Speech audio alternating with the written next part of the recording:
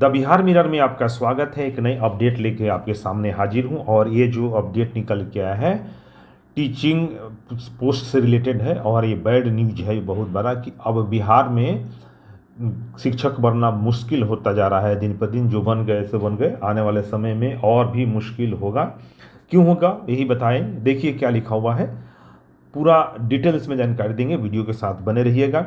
आगे बढ़ने से पहले आपसे अनुरोध है कि अगर इस तरह के वीडियो चाहते हैं कि आपको मिलता रहे तो द बिहार मिरर को सब्सक्राइब करें और शेयर भी कर दें यहाँ पे अपने व्हाट्सएप ग्रुप में भी और सोशल मीडिया पर भी शेयर करें, ताकि इस तरह का अपडेट मैं ऑन टाइम आपको लेकर आते रहता हूँ और आते रहूँगा। तो देखिए कितना बैड न्यूज है, आपको पता चल जाएगा।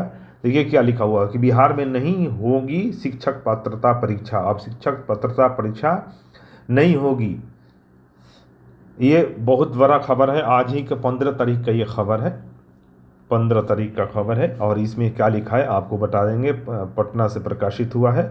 और इसमें देखिए लिखा हुआ है कि बिहार में अब राज्य स्तर पर शिक्षक पात्रता परीक्षा टीईटी जिसे बोलते हैं का आयोजन नहीं किया जाएगा।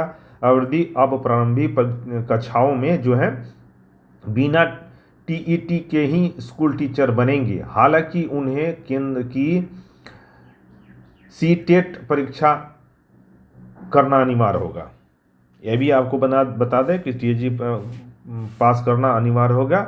आगे क्या लिखा है आपको इसी में जानकारी देते हैं। तो देखिए खबर है पूरा ये कि बिहार में अब प्रारंभिक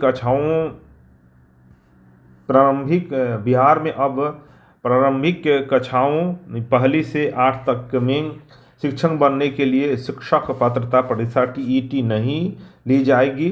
शिक्षा विभाग के अंतिम रूप से यह फैसला ले लिया है। प्रारंभिक शिक्षकों में शिक्षक बनने के लिए सीटेट केंद्रीय शिक्षक पात्रता परीक्षा जिसके आधार पर अब सिलेक्शन होगा। तो देखिए अब आपके लिए टफ हो गया, अब उसी आधार पर होंगे तो ये नेशनल लेवल का हो जाएगा ये पूरा। अब ये केंद्रीय शिक्षक पात्रता परीक्षा के आधार पर परीक्षार्थी भर्ती के लिए आवेदन कर सकेंगे। तो एक नेशनल लेवल का ये टेस्ट होगा और नेशनल लेवल का टेस्ट पास करने के बाद ही सिलेक्शन होगा आपको। तो ये थोड़ा इससे जो पहले टीईटी टेट होता था यहाँ का बिहार का, उससे ये फास्ट होगा और ये थोड़ा आपको तैयारी करके देना होगा, जो ज़्यादा इसको आपको मेहनत करके देना होगा इस एग्ज़ाम को। तो देखिए एक तरह से तो एजुकेशन के लिए बिहार के जो क्वालिटी एजुकेशन है उसके लिए तो बेहतर हुआ, लेकिन जो कैंडिडेट हैं उन्होंने पढ़ाई नहीं किया है ढंग से, आपने टीचिंग नहीं किया है, तो वो कम मेहनत में निकाल लेते थे। खास करके इसका जो असर होगा महिलाओं पर पड़ेगा। जो 36 आरक्षण दिया गया है उस पर पड़ेगा, क्योंकि महिलाओं को उतना टाइम नहीं मिलता है और इस लेवल की तैयारी करने में, और उतना अपॉर्चुनिटी भी नहीं है, और एक्सपोजर जिसे बोलते हैं कि ज़्यादा उनको घर का काम भी करना होता है और उसके बीच में भी पढ़ाई करना होता है। तो ऐसे में ये काफ़ी टफ होने वाला है। परीक्षा के लिए आवेदन कर सकेंगे। तो देखिए लिखा हुआ है कि शिक्षा विभाग के 3 साल पहले टीईटी आयोजित नहीं करने के संबंध में कहा था कि तत्काल यह परीक्षा ली जाएगी, लेकिन भविष्य में इसे पहले ही कह दिया गया था। यहाँ पर बता दें भविष्य में इस परीक्षा का आयोजन किया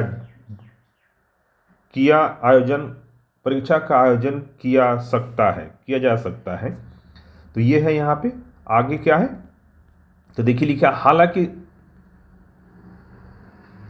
हालांकि शिक्षा विभाग ने तय किया है कि सीटेट के माध्यम से शिक्षक बनने के लिए आवश्यक अभ्यर्थी मिल जा रहे हैं। तो इनका मानना है कि इसके माध्यम से सीटेट के माध्यम से जो जितनी ज़रूरत है टीचर को मिल जा रहे हैं, तो अभ्यर्थी मिल जा रही, इसलिए अलग से टीईटी नहीं ली जाएगी। तो इनका ये मानना है, लेकिन ये सवाल नहीं है। इस आधार पे तो आपको सिर्फ इसी पे बहाली कीजिएगा तो इस पर भी तो आपको बीएड और क्या क्या डिग्री पीएचडी वाले इस पर मिल जाएंगे। तो क्या होगा कि आप बीएड कराना ही बंद कर दीजिएगा। और ये जो मेरे कहने का मतलब ये जो वैलिड जो कारण दिया गया है वो वैलिड नहीं लग रहा है मेरे हिसाब से। आगे क्या लिखा हुआ है वो भी बता देते हैं। आगे लिखा हुआ है कि 2011 और 17 में हुई थी टीईटी। बिहार में 2 बार टीईटी परीक्षा का आयोजन हुआ है, पहली बार 2011 में और दूसरी बार 2017 में टीईटी का आयोजित हुई थी। बिहार विद्यालय परीक्षा समिति द्वारा यह परीक्षा ली गई थी। राज्य स्तरीय इस परीक्षा में प्राथमिक कक्षा 1 से 5 और उच्च शिक्षा कक्षा में 6 से 8 के लिए योग्यताओं का मूल्यांकन होता है। इस परीक्षा में 50% से अधिक अंक लाने वालों को क्वालिफाई माना जाता है। तो ये परीक्षा में जो 50% लाता था अंक, उसको क्वालिफाई माना जाता था। और कक्षा 1 से 5 तक के पेपर 1 की इस परीक्षा में वे लोग शामिल होने के पात्र होते थे जिन्होंने मान्यता प्राप्त बोर्ड से कम 50% अंकों के साथ 12वीं पास हो। साथ ही शिक्षा में 2 साल का डिप्लोमा कोर्स भी जरूरी है। डिप्लोमा कोर्स किए थे उनके लिए जरूरी था। और कक्षा 6 से 8 तक के लिए द्वितीय पत्र होता था, और इसलिए इसमें शामिल होने के लिए अभ्यर्थियों का स्नातक के जो अभ्यर्थियों के लिए साथ ही 2 साल का DLED या बीएड बैचलर ऑफ एजुकेशन होना जरूरी है। 2017 की टीईटी का रिजल्ट जारी करते समय यह घोषणा की गई थी कि राज्य में हर साल यह परीक्षा आयोजित होगी। उस समय से घोषणा की थी और कई लोग यहाँ पे सब एडमिशन भी लिए हैं और निकलता भी है, इस साल भी निकला हुआ था। बिहार के छात्रों को नुकसान, तो बिहार के छात्रों को नुकसान हुआ। देखिए ये भी कह रहा है, मैंने भी बोल दिया है पहले ही कि इससे बिहार के छात्रों का नुकसान होगा। क्या लिखा हुआ है? टीईटी आयोजित नहीं होने से बिहार में शिक्षक बनने की इच्छा रखने वाले काफ़ी छात्र छात्राओं को नुकसान भी हो रहा है। दरअसल सीटेट का सिलेबस एनसीईआरटी का पर आधारित है, जबकि टीईटी का सिलेबस आपको सीएसईआरटी द्वारा तैयार बिहार में मैट्रिक और इंटरमीडिएट की कक्षा के लिए चल रहे कोर्स पर आधारित है। तो देखिए कितना बड़ा दोनों में है अंतर है ये।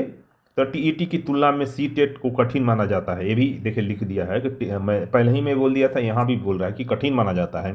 टीईटी में बिहार से जुड़े प्रश्न अधिक होते थे, लेकिन सीटेट का दायरा पूरे देश से है। तो देख लीजिए पहला नुकसान तो ये होगा कि यहाँ पे आपको बिहार के बारे में जो जानकारी पढ़ रहे थे उसके आधार पर निकाल लेते थे, लेकिन ये तो यहाँ पर सेंट्रल लेवल पे आपको क्वेश्चन पूछा जाएगा जिससे इस पर सिलेक्शन कम होगा। ये भी बात है, इसका पास करना मुश्किल हो जाएगा। इसके साथ ही सीटेट में क्षेत्रीय भाषाओं के विषय की परीक्षा नहीं होती थी, जैसे भोजपुरी, अंगिका, मगही आदि। हालांकि मैथिली को अब सीटेट में शामिल करने का निर्णय लिया गया है। तो देखिए ये भी है, यहाँ पे जो लोकल भाषाएं हैं नहीं शामिल हैं यहाँ पे, लेकिन मैथिली भाषा को शामिल करने का निर्णय लिया गया है।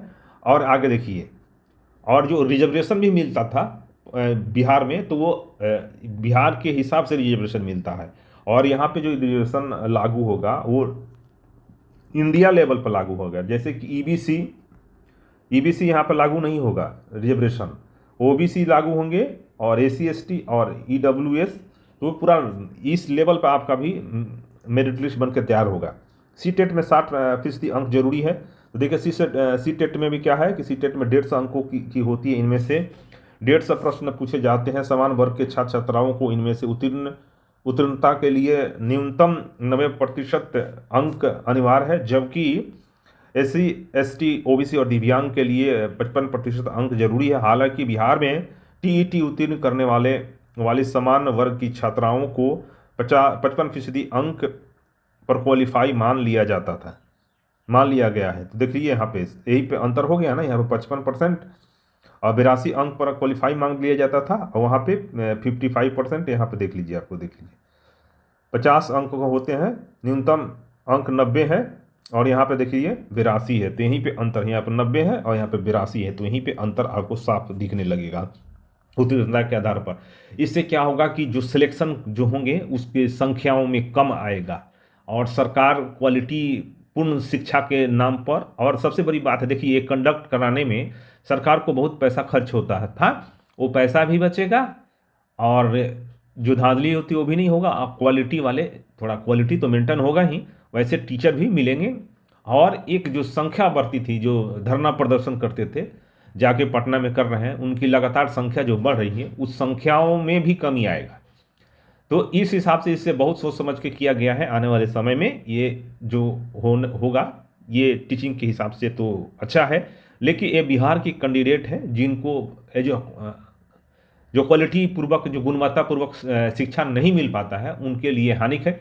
हालांकि इससे क्या होगा, बिहार में इसी को लिए टेट निकालने के लिए अब स्टूडेंट अच्छे से पढ़ाई करेंगे और पढ़ाई करके तब टेट की तैयारी करके तब एग्ज़ाम देंगे। तो एक पढ़ने लिखने का एक माहौल बनेगा। और जो सोच रहे हैं, जो बिहार के लोगों में एक मानसिकता बन गई है कि एन केन प्रकरण टीचर बनने की या सरकारी जॉब लेने के लिए, उस पर एक तरह से विराम लगेगा, रोक लगेगा इस तरह से, और मेहनत को थोड़ा प्राथमिकता दी जाएगी। तो ये भी इससे फ़ायदा होने वाले हैं, और नुकसान तो आपको मैंने बता दिया। जो भी है, क्या फैसला लिया जा रहा है, क्या होगा, जो भी इससे रिलेटेड अपडेट होगा मैं आपके सामने लेके आते रहूँगा। फिलहाल इस वीडियो में इतना ही। मिलते हैं एक नए वीडियो में एक नए अपडेट के साथ। तब तक आप देखते रहिए द बिहार मिरर।